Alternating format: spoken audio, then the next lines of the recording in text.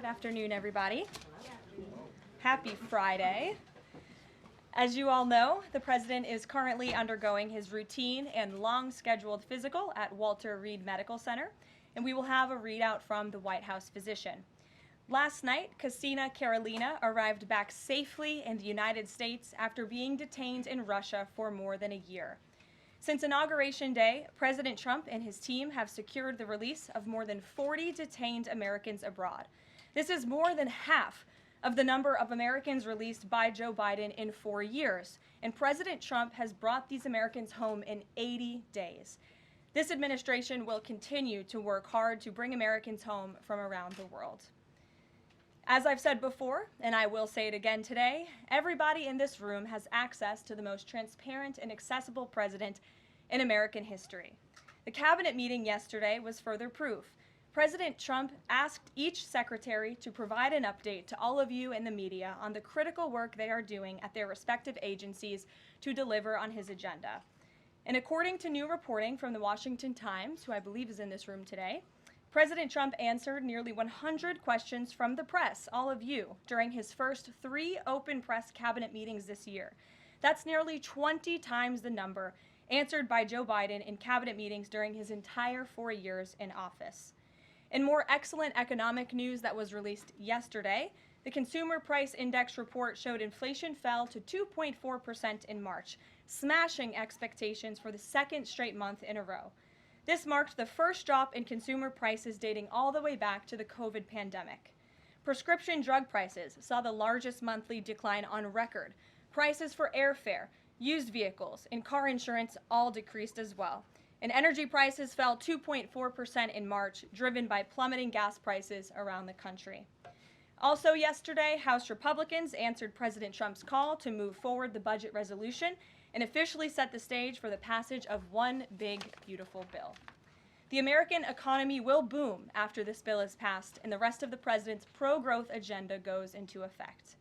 The largest tax cuts and deregulation in history, coupled with our energy industry unleashed and renegotiated trade agreements that put America first, are the ultimate formula to usher in the golden age of America. On that note, more than 75 countries have now reached out to the Trump administration, eager to address the trade issues that have exploited America and hurt our workers in the process. The phones have been ringing off the hook to make deals, and these countries wisely heeded President Trump's warning not to retaliate, and as a result, they were rewarded with a 90-day pause and substantially lower reciprocal tariff rates during this period so potential solutions can be achieved. Past presidents just willingly accepted the failed status quo on trade that ripped off our workers and our companies. But that's not who this president is. He creates his own leverage and negotiates deals better than anyone else who has sat in the Oval Office before him. And that process is currently underway. On another matter, the deadline for registration under the Alien Registration Act is today. All foreign nationals present in the United States longer than 30 days must register with the federal government. Failure to comply with this is a crime, punishable by fines, imprisonment, or both. As President Trump and Secretary Noem have both said, if you register and you leave now, you choose to self-deport, you may have the opportunity to return later legally. But if not, you will be arrested, fined, deported, never to return to our country again. The Trump administration will continue to enforce our nation's immigration laws. We will not pick and choose which laws to enforce. We must know who is in our country for the safety and the security of our homeland and for all American citizens.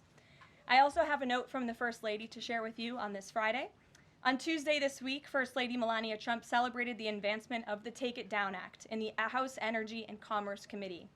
The important legislation passed the committee with bipartisan support, and as you may remember, the President talked about this bill in his address to a joint session of Congress last month. The First Lady remains dedicated to her championing child well-being, ensuring that every young person can thrive, and, of course, championing her Be Best agenda. We urge Congress to swiftly pass this important legislation. Here in our new media seat today, we have Jordan Berman. Jordan is a social media content creator and influencer and a lawyer who grew up following breaking down the news from a neutral perspective. Jordan is the host of her own podcast called Unbiased Politics, where she dissects the top stories from the week from a legal perspective. Jordan focuses on bringing back real journalism from a nonpartisan perspective and has mastered explaining complex legal decisions to a mass audience in the short-form context. Her two biggest platforms are TikTok and Instagram, where she has roughly 500,000 followers on each. With that, please kick us off, Jordan. Thank you. As you know, yesterday the House passed the SAVE Act, and many married women, soon-to-be married women, are concerned that the new voter ID requirements may inhibit their access to the polls.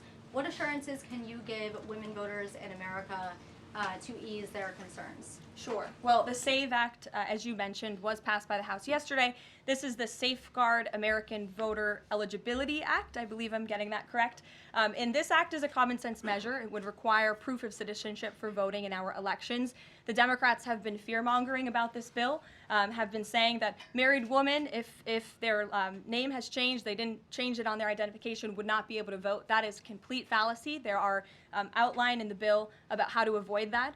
The president very much supports a common sense solution to ensuring that only citizens can engage in our elections. This is critical to improving the integrity of our elections and also the trust that American citizens need to have in our electoral process. So the president supports this bill, and that is a myth that has been proven wrong by the text of this bill, and I believe some of the co-sponsors of the bill have been very vocal in addressing that, and certainly I myself, as a married woman, would not stand before this podium if the president did not support such a common sense measure. Thank you. For my next question, I actually want to give a voice to the American people. I sourced a question from one of my listeners. Her name is Bryn. She is from Oregon. And she asked, what, if any, plans do you have, the administration, for the money that will be generated by tariffs imposed on foreign goods? How will the administration facilitate the development of American industries when many critical components, labor, parts, etc., are much cheaper and more feasible from foreign entities? It's a great question from your listener, and I want to thank her for submitting it to you to ask. That's the part of the new media seat is so that everyday Americans across the country have a voice in this room. So thank you again for being here. Thanks for the question. The president's point about his trade and tariff agenda is to bolster our manufacturing industries here in our country, to bring down the cost of living here in our country, and to ensure that we are maintaining critical supply chains here in America. We cannot be dependent on countries like China if we want this country to be strong and wealthy. So the president wants to restore wealth to America by shoring up these jobs here at home, which will result in good paying jobs and higher wages for the American public. And so Americans should trust in that process. He effectively implemented tariffs in his first term while driving down the cost of living in this country, and that's what he's focused on doing again. Thank you. As a follow-up question, could I just ask, are there any specific ideas that the administration has as to what that revenue, specific tariff revenue, will be used for? Yes, to the heart of your question, the president has spoke about the trillions of dollars that he expects in revenue from tariffs and how we can use it to pay down our debt and to ensure that we are no longer faced with a crippling national debt in the trillions that is going to bankrupt our nation for future generations. So that money coming back home will make America in the green rather than in the red, which any small business owner across the country, I believe, can appreciate. Thank you so much. Thank you. Kelly. Hey. Tomorrow there will be negotiations between the United States and Iran in Oman.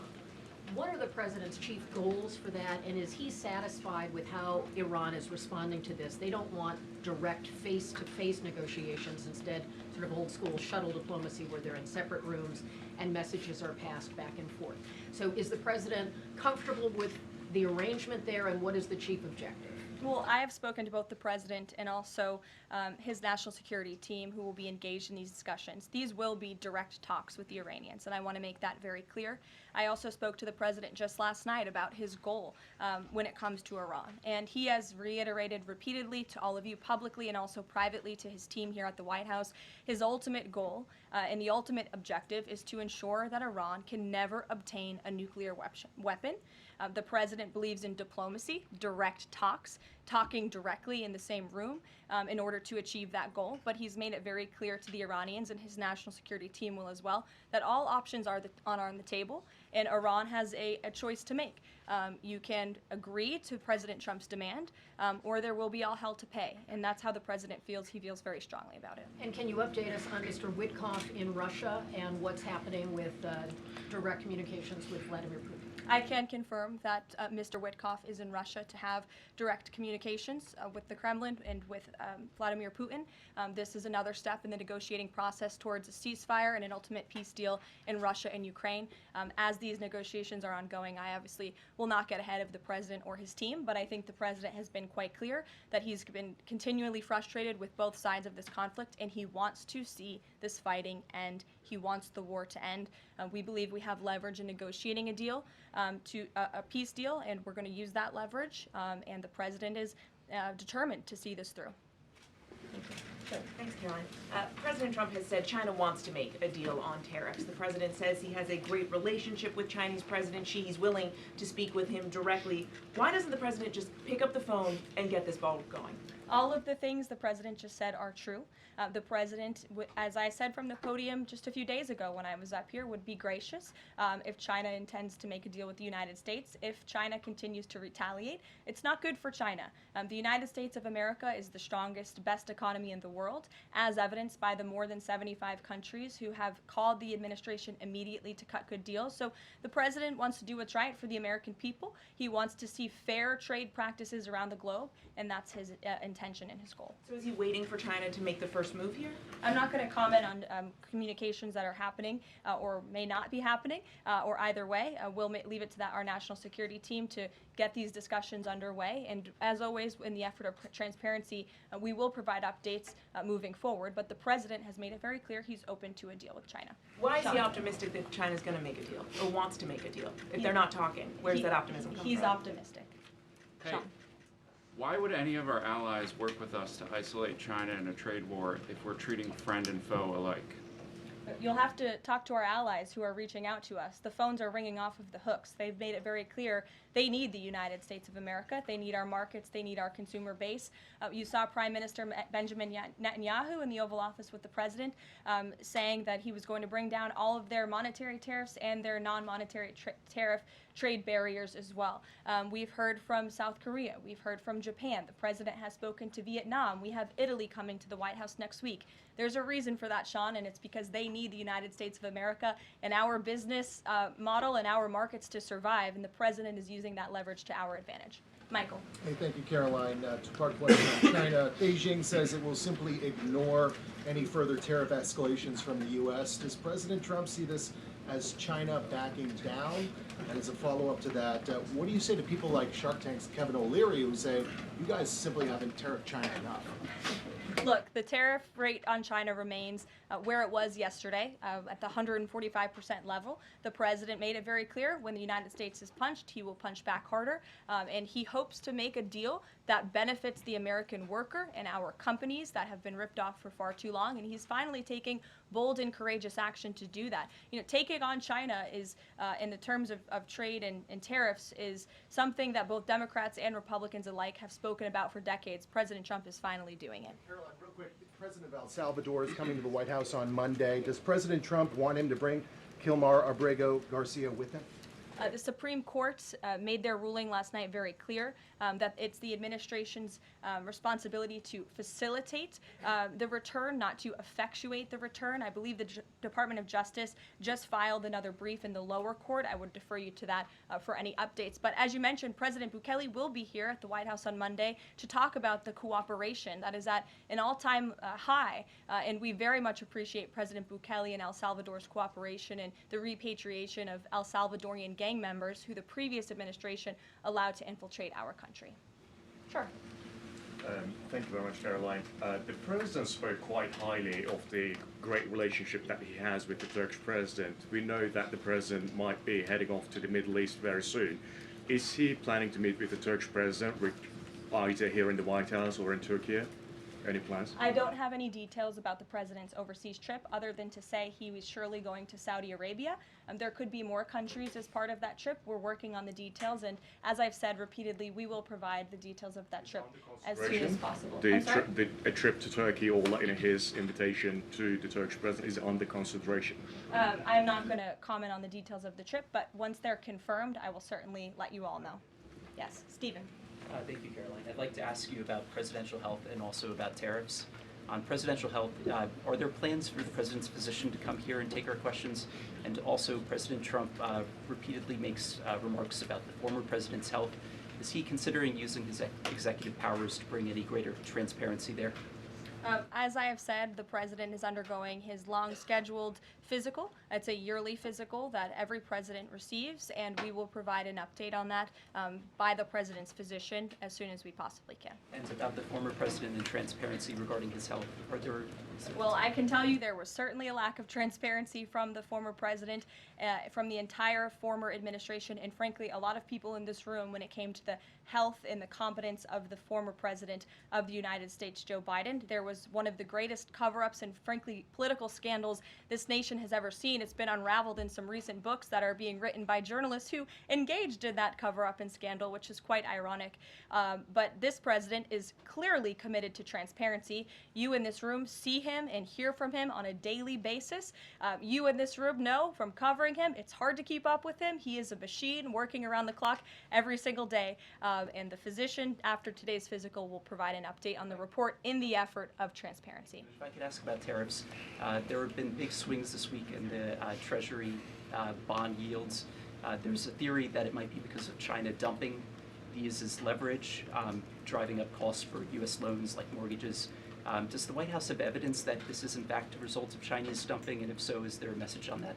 Not to my knowledge, but I would check in with the Treasury Department on that. I can tell you I know our Secretary of Treasury, Scott Bessent, is keeping a very close eye on the bond market.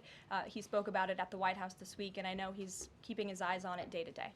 Ed. Thanks. Thank you, Karoline. So the administration, I have an administration source who's telling me that we're weeks away from the first deal with the country over tariffs.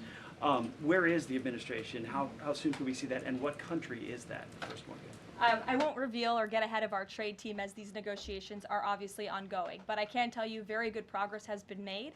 Jameson Greer was on television this morning and I spoke to him, and he confirmed that more than 15 offers are already on the table, which is remarkable in just a mere matter of days. And as I said earlier, we've heard from more than 75 countries around the world. This is a team effort. The president has a team of great, brilliant advisors who have been with him every step of the way, and all of them will be divvying up the workload. And I just want to give the president and his trade team credit for taking this on. This is a massive undertaking. There's no doubt about it. We take it very seriously. The president is determined to renegotiate global trade on behalf of American workers. And again, you've seen people on both sides of the aisles calling for this for years, but I think no other president lacked the courage or maybe the work ethic or the stamina to take on such a task. And I know there were some questions about the president's delayed departure earlier to Walter Reed. I'd like to address it was because he's working on this very issue, so he was running a bit behind this morning. On the 90-day pause, what would the president need to see in order to extend that 90-day pause for countries on tariffs? Well, I think the president addressed this yesterday when he said he's hoping that there will be good deals made before the 90 days is up, and we will cut those deals as soon as we possibly can, country by country, tailor-made deals for each and every country as they all propose unique challenges and unique assets to each country, advantages rather, and when that 90-day mark hits, the president will make that decision then. One more, if I could, on a different subject. So a bird earlier attacked my colleague, Peter Doocy, during a live shot at I'm the wondering White if House. that's why Peter is absent from his seat. Is he doing okay? He's recovering. Has anyone checked on him? He's recovering. Is anyone looking into that incident? I could check in with GSA to see if anybody here is looking into it. I also understand there was a mouse in the briefing room earlier today, so I'm hoping somebody checked in on that, as I'm hoping it doesn't run up here and distract me. That would be a good way for all of you to distract me, actually, have a mouse come run up here. So I'll get an answer for you on that, out of respect for our good friend Peter. Jeff? Why is American consumer confidence so low? Look, I think there's a great optimism in this economy, great optimism for the American people, a lot of reason for people to feel optimistic.